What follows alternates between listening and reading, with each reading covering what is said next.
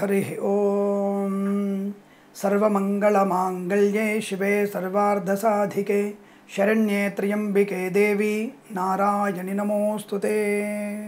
అందరికీ నమస్కారం। మనకి ఈ మధ్య ప్రేక్షకుల్ని మన మిత్రుల్ని కూడా మీరేమైనా ప్రశ్నలు ధర్మ సందేహాలు ఉంటే అడగండి, మీకేమైనా తెలిసిన విషయాలు ఉంటే చెప్పండి, వాటిని వీడియో రూపంలో చెప్తున్నాను నేను। అలాగే ఈ రోజున పద్మప్రియ గారు మనకు ఒక చిన్న ధర్మ సందేహాన్ని చెప్తూ ఇది ఉండవచ్చునా అని అడిగి ఉన్నారు।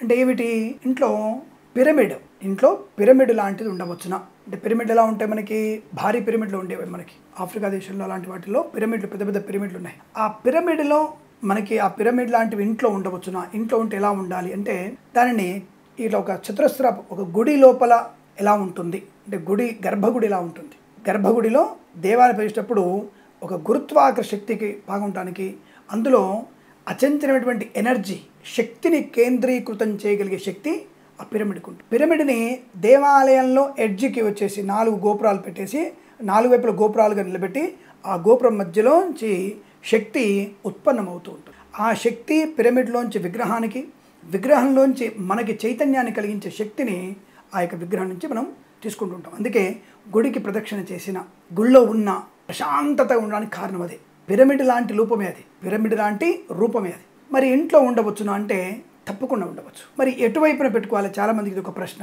అంటే నేనేమంటానంటే పిల్లల గదికి పిరమిడ్ లాంటిది ఏర్పాటు చేయండి, మంచిది। పిల్లల గదికి పిరమిడ్ లాంటిది ఏర్పాటు చేస్తే చాలా మంచిది। లోపలనే ఏర్పాటు చేసుకోవాలి, మనం గది అంతా కట్టుకున్న తర్వాత పైనుంచి స్లాబ్ అంతా వేసిన తర్వాత పిల్లల గదికే ఇలా పిరమిడ్ లాంటి ఒక రకమైనటువంటి చెక్కలతో కానీ లేదా తేలికైనటువంటి పదార్థం కానీ లేదా ప్లాస్టర్ ఆఫ్ ప్యారిస్ వాటితో అయినా సరే పిల్లల గదికి ఆ యొక్క పిరమిడ్ లాంటి నిర్మాణం చేస్తే పిల్లల్లో శక్తి బాగా ఉంటుంది, రోగ నిరోధక శక్తి పెరుగుతుంది, అలాగే జ్ఞానవంతమైన స్థితి బాగా పెరుగుతుంది। చాలా ఇంపార్టెంట్ విషయం గుర్తుపెట్టుకోండి, ఈ పిరమిడ్ వల్ల మెమరీ పవర్ చాలా బాగుంటుంది, జ్ఞాపక శక్తి బ్రహ్మాండంగా ఉంటుంది। అందరి పిల్లలు కూడా మంచి ఉత్తమ స్థాయి ర్యాంకులు పొందడానికి అవకాశం ఉంటుంది।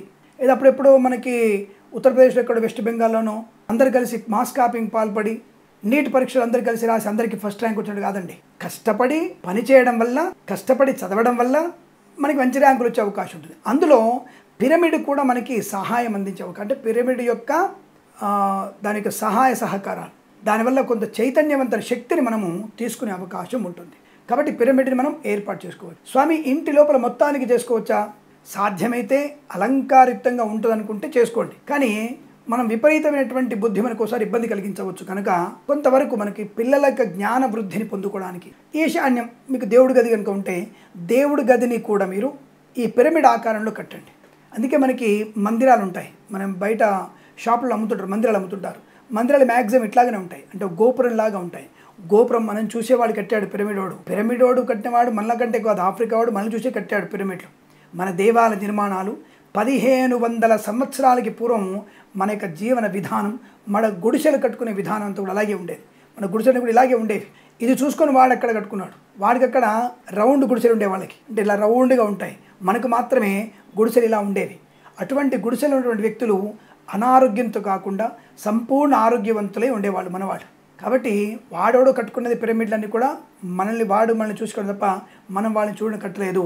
ప్రపంచానికి విజ్ఞానాన్ని, ప్రపంచానికి ఆరోగ్యాన్ని, ప్రపంచానికి విద్యా విధానాన్ని, ప్రపంచానికి నాగరికత నేర్పింది సనాతన ధర్మం మాత్రమే। అందులో పిరమిడ్లో ఒక భాగం మనం మర్చిపోయాం, స్లాబులు, ఫ్లోర్ల మీద ఫ్లోర్లు, 40 అంతస్తులు 100 అంతస్తులు కట్టుకొని ఇబ్బంది పడుతున్నాం, కానీ పిరమిడ్ వ్యవస్థ మనకు కూడా ఉంటుంది।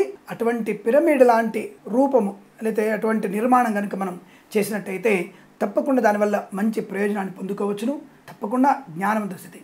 ఆ దేవాలయం నిర్మాణం కానంటే దేవుడు గదైనా సరే ఇలా పిరమిడ్ రూపంలో కానీ పిల్లల యొక్క గది కానివ్వండి, అందులో కూడా పిరమిడ్ లాంటిది ఏర్పాటు చేస్తే తప్పకుండా మీకు మంచి విద్య, వినయము, సంస్కారము, సంపన్నత, మంచి బుద్ధి వికాసము ఇవన్నీ పొందుకొని మంచి వాక్చాతుర్యం, ఎవరితో ఎలా ప్రవర్తించాలి అన్నటువంటి మంచి విశేషాలను తెలుసుకునే అవకాశం ఉంటుంది। కాబట్టి తప్పకుండా పిరమిడ్ వల్ల ప్రయోజనం ఉంటుంది, అలాంటి ఏర్పాటు చేసుకోవచ్చును। అనుకూలవంతమైనటువంటి శుభయోగాలు ఖచ్చితంగా ఉంటాయి తెలియజేసుకుంటూ పిరమిడ్ మీరు నిర్వహించండి, వాటిని నిర్మించుకోండి, ఆనందాన్ని పొందండి, మీకు తప్పకుండా మంచి జరుగుతుంది।